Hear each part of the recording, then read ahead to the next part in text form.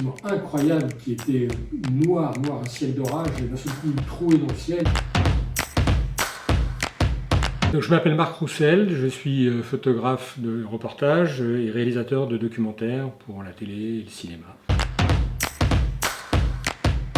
Initialement, mon métier est un métier de photographe pour la presse. J'ai commencé tout début des années 90, 91. Mes clients sont les différents magazines français et internationaux pour lesquels je travaille. J'ai d'abord commencé comme indépendant, puis en 95, je suis rentré dans une agence qui s'appelait Gamma, à l'époque où il y avait encore quelques grandes agences, enfin les plus grandes agences étaient à Paris. Le monde des agences s'est écroulé avec l'arrivée du numérique à partir des années 2000, et donc je suis depuis redevenu indépendant. Donc je travaille toujours pour un certain nombre de magazines ou journaux, et parallèlement à ça, je réalise des documentaires pour la télévision ou pour le cinéma. Depuis 2001, j'ai couvert quasiment tous les conflits, par goût de la géopolitique. Moi, ce qui m'intéresse, c'est comprendre un peu les enjeux géopolitiques dans le monde. Donc là, les zones de conflit, c'est là où les choses se font, là où les choses bougent.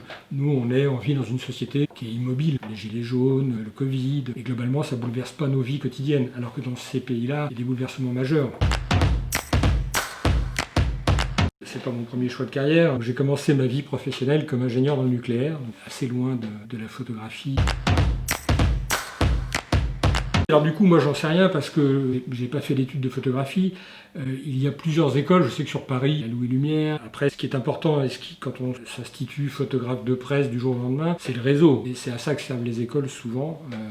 C'est constituer un réseau, des relais à droite à gauche, qui permettent à la fois d'aller sur le terrain et qui permettent aussi au retour d'avoir les bons contacts pour pouvoir vendre les projets. Quand je regarde tous mes camarades photographes, pratiquement tous sont autodidactes. J'en connais quasiment aucun qui soit passé par une école. C'est-à-dire que la meilleure école, c'est le terrain, c'est le système D. Il faut être capable de se débrouiller, de prendre les bonnes décisions au bon moment, rapidement. Et alors pour être très honnête, la photo que je préfère, la grande photo de ma vie, je ne l'ai pas encore réalisée.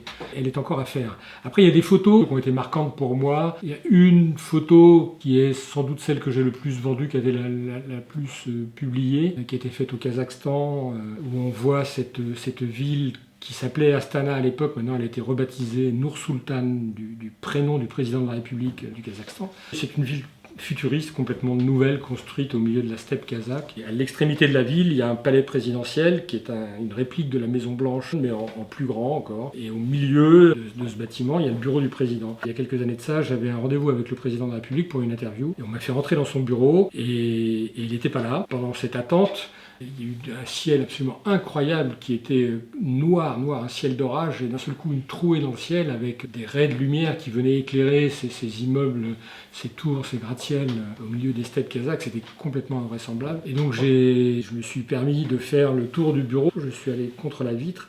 J'ai fait une photo où on voit les jardins du palais présidentiel et toute la ville derrière dans cette ambiance invraisemblable. Et j'ai juste eu le temps de revenir m'asseoir et à ce moment-là, le président est rentré dans le bureau. Et pourquoi est-ce que vous dites que votre photo préférée n'a pas encore été réalisée? On parlait tout à l'heure de Gilles Caron, qui est un de mes maîtres. Et Caron a fait une photo qui est très célèbre, où on voit pendant les événements de mai 68, Daniel Cohn-Bendit, qui n'est pas très grand, qui se dresse face à un CRS qui est une espèce de montagne. Cohn-Bendit le regarde avec un œil très narquois et un petit sourire au coin des lèvres. C'est une photo exceptionnelle. Caron est connu pour ça. Une photo qui symbolise Gilles Caron, c'est celle-ci. Voilà. Cette photo-là, moi je ne l'ai pas. Je veux dire, j'en ai quelques dizaines qui approchent de ça, mais je n'ai pas la photo dont on puisse dire « Ah, ça c'est une photo de Marc Roussel ». Oui, plusieurs fois. J'étais à Misrata, une des villes libyennes qui a été assiégée par Kadhafi. J'ai passé un peu de temps à Misrata pendant le siège, et quelques jours avant que j'y sois, 2 photographes avaient été tués. J'ai fréquenté exactement les mêmes lieux, et eux n'ont pas eu de chance parce qu'il y a eu un tir de mortier sur un carrefour à un moment donné. Ils ont pris des éclats de mortier, des éclats d'obus, et ils sont morts tous les deux. Il y a un photographe américain et un anglais. En Libye, il y a à peine un mois, où j'y étais avec Bernard-Henri Lévy, et on est tombé dans une embuscade, on s'est fait tirer dessus. Là aussi, ça s'est bien terminé, on a réussi à s'échapper, mais il s'en est fallu peu. Ça aurait pu devenir subitement beaucoup plus compliqué. Ça fait partie des événements où, en effet, le risque de mourir existe. Il y a des photographes qui prennent beaucoup plus de risques que moi. Pour des tas de raisons, pour des raisons professionnelles, pour des raisons familiales, je fais en général des séjours assez brefs. Comment le vit ma famille? C'est bien simple. Moi j'ai 5 filles, dont la plus jeune maintenant a 16 ans, mais il y a quelques années, alors que je partais sur un reportage, elle me dit mais papa, pourquoi tu pars encore en vacances? Je lui dis mais je ne pars pas en vacances, je pars en reportage. Il dit mais si, tu pars en vacances puisque tu prends l'avion. Donc voilà comment ma famille le vit, elle pense que je pars en vacances, donc tout va bien. Je ne vais pas les démentir. Non, j'ai juste écrit un petit livre qui s'appelle Papa est en vacances pour leur expliquer que c'est pas exactement des vacances. Il y a quand même une forme de banalisation où je m'en suis rendu compte justement à l'occasion de ce dernier voyage en Libye, là, au mois de juillet. Ce voyage est intervenu en plein milieu de mes vacances, donc on était dans des vacances familiales. Et je suis parti en Libye, je suis revenu de Libye et j'ai pas eu l'impression qu'il y avait eu un grand bouleversement dans l'environnement familial, et tant mieux. Alors que moi j'ai vécu quelque chose de très fort et avec un vrai risque. Je me dis qu'il y a une forme de banalisation quand même de leur point de vue. La répétition des voyages fait que ça devient presque une habitude. On peut prendre justement l'exemple de l'Afghanistan, qui était mon premier reportage en zone de conflit. Les Américains bombardaient l'Afghanistan pour essayer de faire fuir les talibans et renverser le régime des talibans. Tous les photographes et toutes les télés du monde étaient à la frontière entre le Pakistan et l'Afghanistan, à attendre que les combats se terminent et qu'on puisse, nous, enfin rentrer. La frontière était évidemment fermée, et les Américains ont tapissé le pays de bombes, donc il était hors de question qu'on puisse y rentrer. C'était le 13 novembre 2001. Un commandant Pashtun, qui était avec 1 millier d'hommes armés, il nous a dit « C'est bon, aujourd'hui on y va, les talibans sont en fuite, l'armée américaine les a mis en déroute, on rentre en Afghanistan, si vous voulez, venez avec moi. » Et là, je me souviens très très bien avoir longtemps hésité, parce que c'était de l'inconnu complet. Parce que c'est pas parce qu'un type vous dit ça y est, c'est bon, les Américains ont arrêté de bombarder que c'est vraiment fini. Les talibans, ils vont pas s'évaporer dans la nature, ils sont toujours là forcément. Donc il y avait une part d'inconnu énorme. On était de l'autre côté de la frontière et on se disait est-ce qu'on y va, est-ce qu'on n'y va pas. J'étais avec une équipe de France 2, on était 4. Ils nous proposaient de monter dans les pick-up, dans les véhicules Toyota, avec un convoi d'un millier d'hommes armés jusqu'aux dents. Et donc le commandant était prêt à nous emmener, et nous on s'est vraiment jusqu'à la dernière minute demandé s'il fallait y aller ou pas. Et là je me souviens avoir eu peur, vraiment.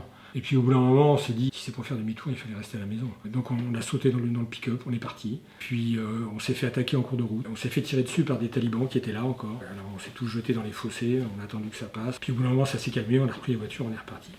J'ai pris des risques énormes sans m'en apercevoir. Moi, je suis allé dans une caserne abandonnée par les talibans. Je me suis baladé tout seul, personne n'était là, dans la caserne pendant 2 heures à faire des photos. Et il y avait des trous d'obus partout. Et aujourd'hui, mais c'est de la folie, plus jamais je ferais ça. Ça aurait pu être miné, et ça l'était, c'était miné partout. Vous pouvez très bien avoir des obus qui n'ont pas explosé, enfin c'était complètement délirant. En voiture, j'ai fait tout l'aéroport de Jalalabad, on a roulé sur les pistes avec la voiture, c'est pareil, puisque tout avait été miné par les talibans avant de partir, ils avaient miné tout l'aéroport. On s'est baladé en voiture là-dessus aujourd'hui, mais c'est la première chose que j'expliquerai à un jeune photographe. Je ne mets pas les pieds sur l'aéroport, pas sur les pistes, pas dans les casernes, dans les camps militaires, c'est beaucoup trop dangereux, beaucoup trop dangereux. Alors j'ai eu de la chance, il m'est rien arrivé. Je ne sais pas si on prend la Libye par exemple, où j'étais donc il y a 15 jours, 3 semaines. J'y étais avec Bernard-Henri Lévy, qui est vraiment persona non grata en Libye. Donc en y allant, on savait qu'on prenait un gros risque, parce qu'il y a des gens qui veulent sa peau. On est parti avec un avion privé, il y avait toute une logistique qui était complexe. Sur place, on était en convoi, on avait 21 voitures, dont 2 véhicules blindés. Donc c'était une très grosse logistique avec une 50aine d'hommes armés. Contrairement à cette première fois en Afghanistan, je n'ai pas eu peur. J'ai pas eu peur parce que j'ai l'expérience, parce que les choses ont été organisées. Ce qui est important, c'est d'avoir de l'argent aussi. Pouvoir payer un chauffeur, pouvoir donner 100 ou 200 $ à un mec qui va t'aider à sortir d'une mauvaise situation. Non, la différence avec l'âge, c'est qu'on connaît les situations. L'expérience, c'est irremplaçable. Je veux dire, il faut accepter d'être jeune et de faire des conneries. Mais l'expérience, c'est absolument irremplaçable. C'est cette période de 2001, en réalité, qui est une période clé pour moi, pour 2 raisons. La première, c'est parce que j'ai eu la chance d'être à New York 2 jours après les attentats du 11 septembre. Et ça m'a permis d'enchaîner sur le Pakistan puis l'Afghanistan, et donc de faire mon premier reportage de guerre. Le fait que je sois à New York m'a donné une légitimité au sein de l'agence pour pouvoir aller en Afghanistan. Et comme moi j'avais fait des photos de New York, j'étais un peu prioritaire sur la liste, alors que je n'avais jamais fait de reportage de guerre. Et la deuxième chose, ça se passe la même année, c'est la rencontre avec Bernard-Henri Lévy. On est devenus amis. Ces semaines passées avec BHR en Afghanistan nous a permis de mieux nous connaître et puis d'enchaîner sur d'autres projets. J'ai réalisé un premier film avec lui sur la guerre de Libye, qui plus est se retrouve au Festival de Cannes. Et là, je suis en ce moment en train de tourner un autre film avec lui, pour le cinéma toujours, sur les points chauds du globe. Il y a eu BHL, bien entendu, mais il y a effectivement Jacques Berès. Jacques Berès, qui est un chirurgien, cofondateur de Médecins sans frontières, de Médecins du monde, que j'ai rencontré en 2012, et avec qui j'ai mené depuis donc, maintenant 8-9 ans des dizaines de missions humanitaires. Et grâce à lui, j'ai eu accès à ce monde de l'humanitaire que je ne connaissais pas avant. Et ça a été une rencontre importante aussi dans ma vie, qui m'a donné accès à un autre point de vue des conflits. Un des points les plus chauds que j'ai eu l'occasion de vivre, c'était avec Jacques Berès à Alep, où on a passé une semaine tous les deux dans un hôpital, où Jacques opérait à tour de bras. La ville entière, mais entre autres notre hôpital, était sous les bombes de Bachar el-Assad. Jour et nuit, les bombes tombaient, et on n'attendait qu'une chose, c'est que ça nous tombe sur la tête, quoi. J'ai un projet en cours, et ce film qui va s'appeler L'adieu au monde. Et donc le film va explorer un certain nombre des points chauds et des zones de conflit qui existent encore aujourd'hui dans le monde, pour lesquels on a un total désintérêt. J'ai un autre projet aussi que je suis en train d'essayer de monter avec le Figaro Magazine, c'est de faire une série de reportages en Russie pour les 30 ans de la chute de l'ex-URSS en 91, faire une espèce d'état des lieux de ce que sont devenues ces anciennes républiques soviétiques, à la fois sur le plan économique, sur le plan social, sur le plan politique. Il est en train de mourir, tout simplement. Je pense que je fais partie des derniers, à mon avis, à faire le métier tel que je le pratique aujourd'hui. Dans les années 70-80, pour couvrir un événement, il fallait envoyer des photographes sur place. Aujourd'hui, tout le monde, partout dans le monde, est capable de faire des photos avec des appareils numériques, ou encore mieux, avec un petit appareil comme celui-là. Sachant qu'une photo faite avec ça, une fraction de seconde, ça fait le tour du monde. Aujourd'hui, la survie des photographes, c'est de se lancer sur des projets importants, des choses qui se préparent en amont. Donc là, on n'est plus dans l'urgence, on est sur des projets qui sont réfléchis, qui sont sur du moyen ou du long terme. C'est l'arrivée de ces nouveaux matériels, ce Canon 5D, qui, en tournant juste un bouton, permettait de basculer du mode photo au mode vidéo. J'étais avec BHL donc en Libye. On a fini par se retrouver au bout de 24 heures dans une villa, à l'écart de la ville, derrière un petit papy qui s'appelait Mustapha Abdel-Jalil et qui se présente comme étant le chef de la révolution libyenne. Là se passe un événement que je n'avais pas du tout imaginé. BHL prend un air sûr de lui et explique à Mustapha Abdel-Jalil qu'il a un ami en France, cet ami s'appelle Nicolas Sarkozy, et que si lui, chef de la révolution, a besoin de quelque chose, il est prêt à en parler à son ami Nicolas Sarkozy, qui sans aucun doute l'aidera à obtenir des armes, ceci, cela. Quand la conversation a pris ce tour, je me suis dit, mais là la photo est totalement inutile, ce qu'il faut c'est enregistrer ce moment. Et donc j'ai basculé l'appareil en mode vidéo et j'ai filmé toute la scène où BHL invite ce Mustapha Abdel-Jalil à venir à l'Élysée rencontrer Sarkozy, lui promet monts et merveilles, promesses qui ont d'ailleurs été tenues et qui ont permis de renverser la dictature de Kadhafi. Quand on est sorti de cet entretien, j'ai dit à BHL, mais j'ai filmé. Mais comment ça vous avez filmé? C'est pas possible. J'ai dit si, j'ai tout filmé.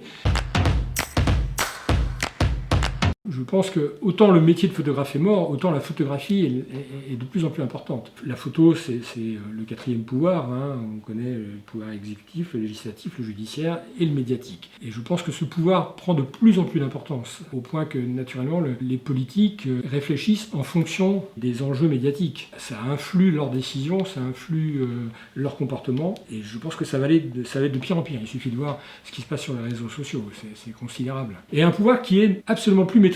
À l'époque où nous, on travaillait dans les agences, il y avait un filtre qui était le rédacteur en chef du magazine, les photos étaient publiées par la presse, et il y a des gens dont c'était le métier, qui s'appellent les éditeurs, qui sont là pour juger de la validité d'une photo, de sa pertinence. Aujourd'hui, il n'y a plus ça. N'importe qui fait n'importe quelle photo, la balance sur les réseaux sociaux et met la légende qu'il veut, et ça part. Je suis de manière générale pour tout photographier, déjà. Je ne me mets aucune censure, aucune barrière quand je suis en situation de prise de vue. On peut toujours discuter et réfléchir après, savoir ce qu'on fait de la photo, mais il faut d'abord la faire. Si elle n'est pas faite, il n'y a pas de discussion. Et je pense que dans 9 cas sur 10, il faut les montrer, bien sûr. Oui, cette photo, elle a changé la face de la guerre du Vietnam. Sans cette photo, les Américains ne seraient peut-être pas partis. La guerre aurait été différente.